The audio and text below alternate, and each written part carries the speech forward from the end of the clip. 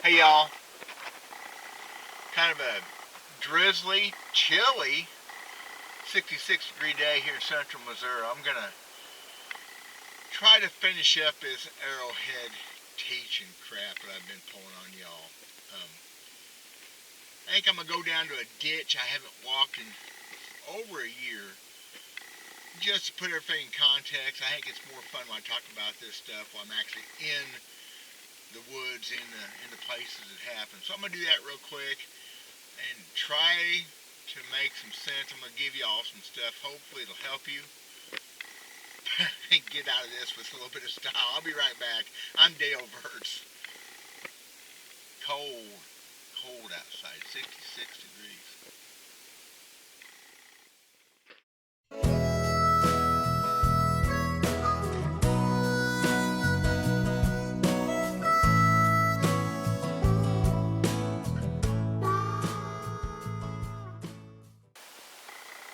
Wife and I went kayaking yesterday on one of Missouri float streams, and I'm paying a price for it.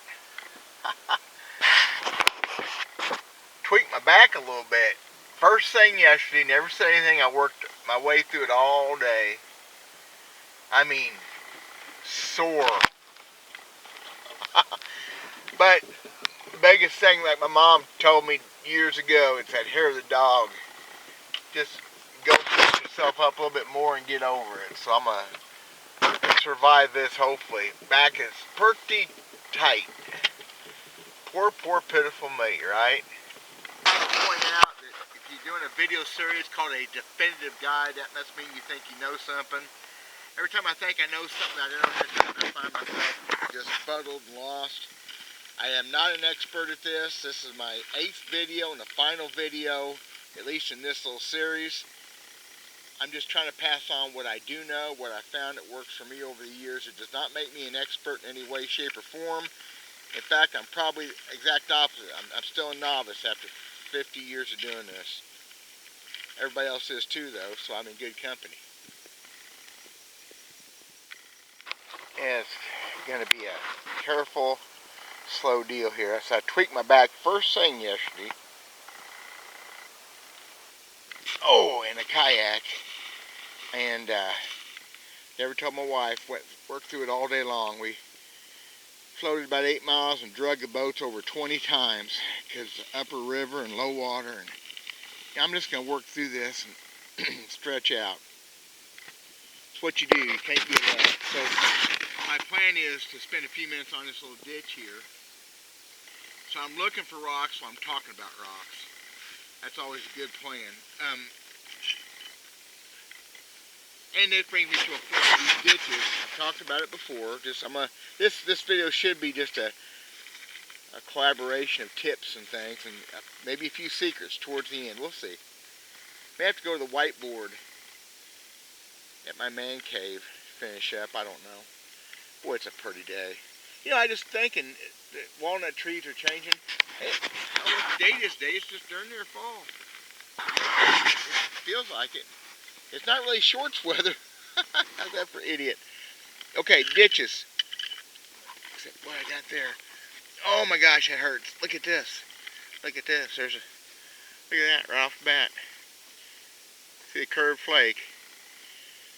Chunk knocked off by man. Look at that. That's awesome. We talked about hunting the creeks and all the major waterways. These ditches are good. Generally not as much stuff, but some really good finds where you're getting artifacts before they make it to the big creeks. Sometimes they're better shape, sometimes they're not as beat up. So it's a good thing to think about, these ditches.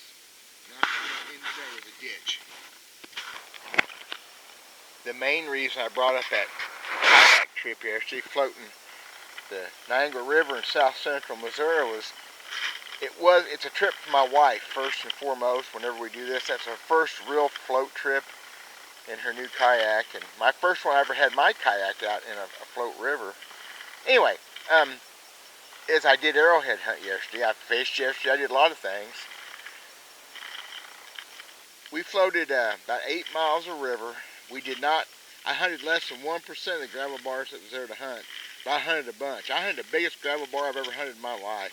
I never did see the whole thing. It went back up in the timber in the woods and an island, and I found one heat-treated piece, one flake yesterday. It was heat-treated, and a couple knocked on pieces like that little falling thing there. All I found.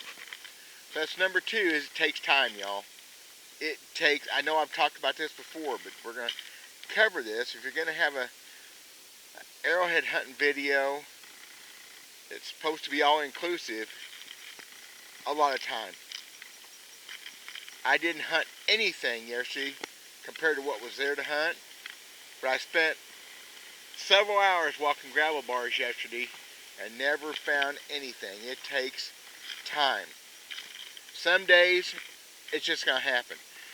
That, up here on top of this hill, a couple weeks ago, I found that point digging in 5 minutes or less, maybe.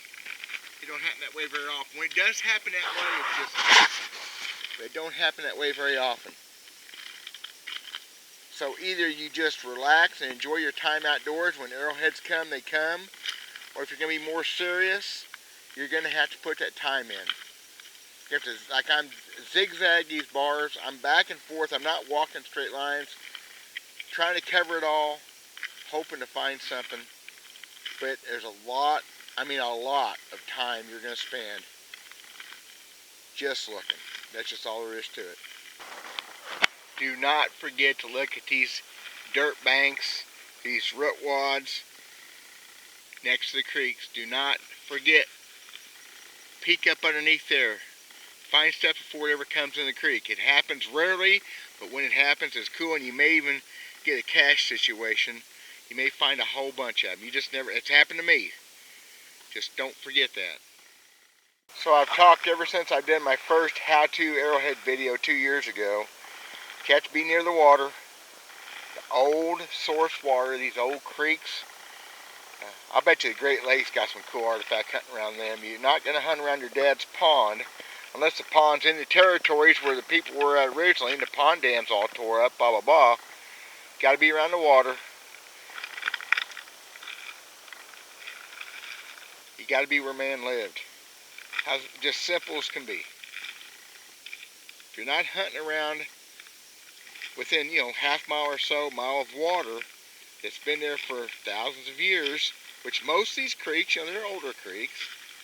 If you're not doing that, you're just probably, and not that you won't find something, but your chances are going to go up exponentially hunting near the creeks, near the water sources. Piece of glass where ancient man lived. They had to have the water. The animals have to have the water. Solid bottom line, over and over. I'm going to say that. And that's the last time I'm going to say that. It'd be pretty cool to finish this video up with a find. I found stuff in this creek. I found some stuff in a video here, I think, last year in this ditch. It gets hunted. It's right next to the road. Although it's on purely private property, there's no way in the world this can be considered a creek. It'd be awesome to find something. So while I'm wandering down through here, I'm going to give away. You know what? That word secret always bothers me. It's not a secret as much. Oh, good gosh. Stretch. There's a piece been hit on. It's ugly. You can tell by the patina. The color of that rock has been hit on. Here's what I'm going to give y'all. For the dirt hunters, the field hunters, you may be looking at thousands of acres of field, and every inch of it could have something on it potentially. What I look at is this. If you look out across that field and see a change in the color of the dirt. For me, everything we have around here is clay, but we have, some has more clay content than others, and it'll be just flat red. So if you can look across the field and it's mostly that black, and you can see that changing color, that's a place to go. I'm telling y'all over and over, where that change of color is where the artifacts will be. Sometimes, I think there's a couple reasons I better explain real quick, I guess.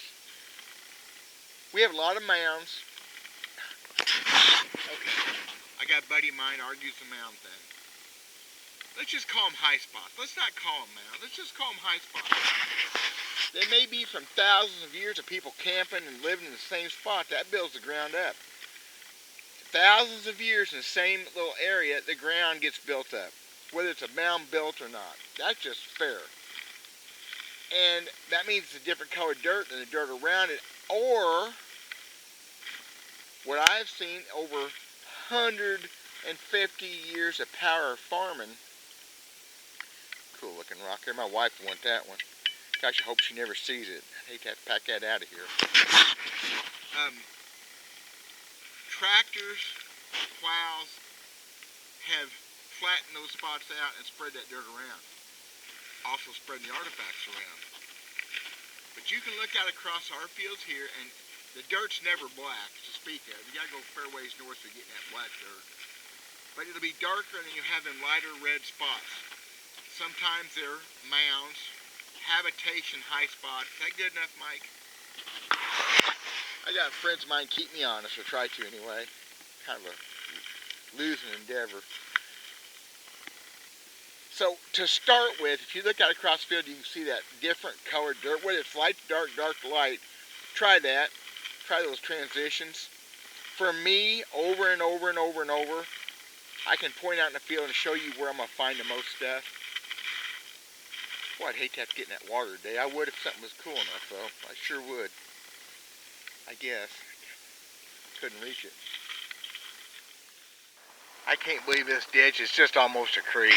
This thing was 15, 20 foot wide just a few years ago, and it's 50 foot wide now, which that's just kind of a problem. It also gives me more of a chance maybe to find something. Mounds, real quick. We have lots of mounds here in Missouri. I think most places do. Where there are high spots where people built up the ground living there and actually manufactured. I can show you those perfect little domes that are manufactured, no doubt. We don't have burial mounds, at least very many of them. I don't have one that I know of that I can hunt around. I would never dig a burial mound. Burial mound will be later man, Indian, Native Americans, not the ancient man stuff I'm hunting. They're more on the big rivers. Missouri River's dotted with them. Mississippi River's dotted with them. Like the Cahokia complex. I would never dig a burial mound on purpose. That's ignorant. If you do have a mound and you want to try to dig it, just dig around the bottom edge. Don't try to dig in from the top. First thing. Try to slice off the side. It's a digging thing, but cut a little 90-degree notch on the side because there'll be stuff down lower, spread out. That's just a cool little trick. If you want to know if anything there, you're looking for debitage. You'll find debitage and powdery pretty quick if it was a good spot.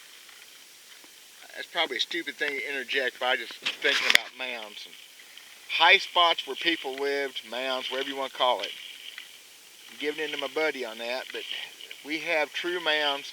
I spot up on top of the hill up here where I dug the Arrowhead up at rock piles on a mound. That's a trash midden. I rolled the rock over, and right underneath it was a broken Arrowhead, a big old broken piece. Right underneath it. For 1,000 years, that thing's been right underneath that. It's a trash pile. It's the way they dump or junk. I never did move all the rocks. I'm going to find a bunch more broken stuff. I may move them someday, but I'm not worried about that. I go 30 foot away and find a point, digging. So I may have to go classroom on this next stuff and go draw this on the whiteboard. If I have to, I will. I'm going to try to explain it. See how it feels. Great spots to look. Spots that pinpoint artifacts. The first one, you've got a creek wandering down the countryside. Creeks run from bluffs to bluff, cutting across fields. If you can find a place where a creek leaves the bluff and runs into the field, and creeks change over the years, rivers change, but it leaves that bluff and runs out across the field where it's wandered for years and years. That bluff where it left back there, and on top of that bluff and around that bluff is the spot. Yeah, there'll be stuff out in the fields, out in the bottoms, But that bluff, where it leaves that bluff, that's the spot. In fishing, that's called a channel swing. I've got one up here where it leaves the bluff and it goes for a half mile through open field till it wanders back to the bluff again. That's the spot. Around the creek at the base of that bluff, on top of that bluff, around the back side of that bluff, that's what we're looking for, y'all. It's a kind of a secret thing, or a secret, whatever. Just trying to tell you, that's been over and over and over and over. That is a tremendous spot to look at. If you can find a place like that, you want to give it some extra time. Nice snapped on piece spall. Not, I'm sure not a tool, just a broken spall. It's worked out of a rock and never made anything. That's why we look, though. Debitage and clues and all that. So, the next thing, maybe the best thing. This is a macro deal. This is for looking at the overall picture. I kind of learned this years ago and then had it brought home to me by some major archaeological digs. And I realized what I'd found on my own and how important it is. Y'all, big old bends and creeks. If you can find a creek or a river that wraps back around on itself, leaving that circle, that island, that long peninsula in between, I'll bet you there's not a place in the United States of America, or maybe in the world, where that isn't a great spot for long-term habitation. In later years, it was a defensive position, being surrounded by water on 2 or almost 3 sides. But back in the day, that's where they lived. Now, it could be high, it could be low, it could be flat, whatever. Obviously, if it's got both, it's got the ridge top and the bottoms is good, and most of them do. But where that river makes that loop, and it may be a mile-long loop, generally, you know, a mile loop, 600 acres or so land in between, whatever, that's being too specific. Man, specific sucks. Specific just gets you confused.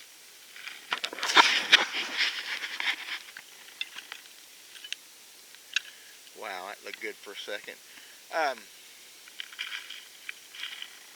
Those big loops where creeks and rivers turn back on themselves. Guys, that's probably my favorite place to look, and truthfully, if I ever do a real dig, like I've been talking about for almost 2 years on this channel, that's the kind of place I'm going to dig on. Look at that dugout underneath there, water. You think that's not bringing some artifacts in once in a while? I can't hardly see back up in there. Once in a while, it's going to bring one in. That's all there is to it. Where I get on top of that ridge, I can see the river or the creek on both sides. Look at all that rock right up in there. That's the place I'm looking for. And that is my biggest secret, whatever, it ain't a secret, it just, that's what I'm going to be looking for myself. I'm going to be looking for that place, that creek makes a peninsula, makes a ridge, where people could feel safe, hunt and fish every direction, surrounded by water. For me, that's been the cool. And some of the biggest archaeological digs in Missouri, that's where they're digging at. Once I learned that, I thought, oh hell, I'm pretty smart, ain't I? I'm seeing several flakes and pieces. So look at your topo maps. Look at your plat books. Google Earth. I'm not a Google Earth. I need to do more Google Earth stuff. I'm just not much of a computer guy. I think I've proven that to folks. You can look for these places ahead of time. Learn a topographical map. Learn that the closest the lines are together. When they're closer together, it's steeper. When they're further apart, it's flatter. You can fish. I learned all that fishing years ago. I could tell you where the deep water was, shallow water was, where the drop-offs were. Everybody can now. I learned that when I was 14, 15 years old. And same thing goes on dry land. Same deal. Learn a topo map. Get your books out. Look. See where you can go legally, where you can go publicly, where you can get permission. and look for those spots where the creeks wind around on each other, rivers wind around, make a big loop. Run next to those ridges, run away, and come back to the side. Guys, number one, secret spot to look for major amounts of artifacts. And here I am walking a ditch, just loving it, living the life. I really am an idiot. I'm doing a video series like this. It's just not very bright. I'm not good enough to be doing a video series like this. But I don't know if anybody else is either. Not doing a very good job of looking today. I'm just, it's a beautiful day. I'm just stumbled around trying to think of things to say to finish this series up.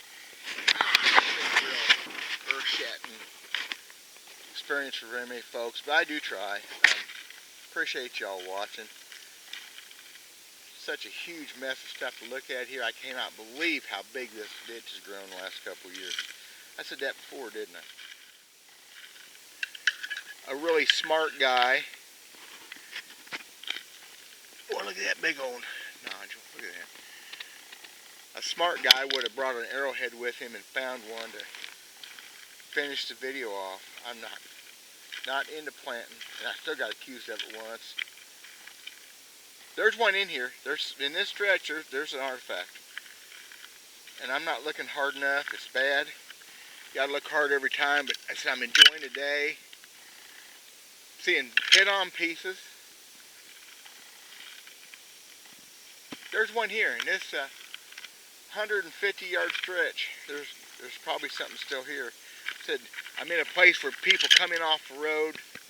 Said trespassing. This is not this purely private property, but whatever. I'm not gonna argue all that. I kind of give up.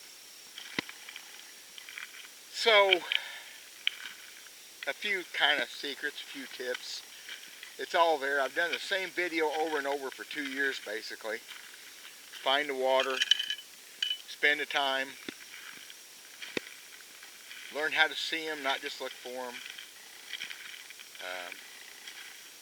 Don't take anything for granted. Don't just look in the creeks, look in the banks, look underneath the root wads. Oh my gosh, there's so many things. Oh, look at all that gravel. Maybe a couple things coming up, but it's hunting season. The bow hunters are here from Texas. They've been up here already a couple weekends. I'm not going to get into it with them. A month from now it'll actually be chilly weather and things are changing. I have some ideas, but some of it's going to be put on hold for hunting season and what have you. I'm done. Thank y'all. God bless. I'm Dale Burtz. I'm going back to truck. I got some other things I'm going to do today.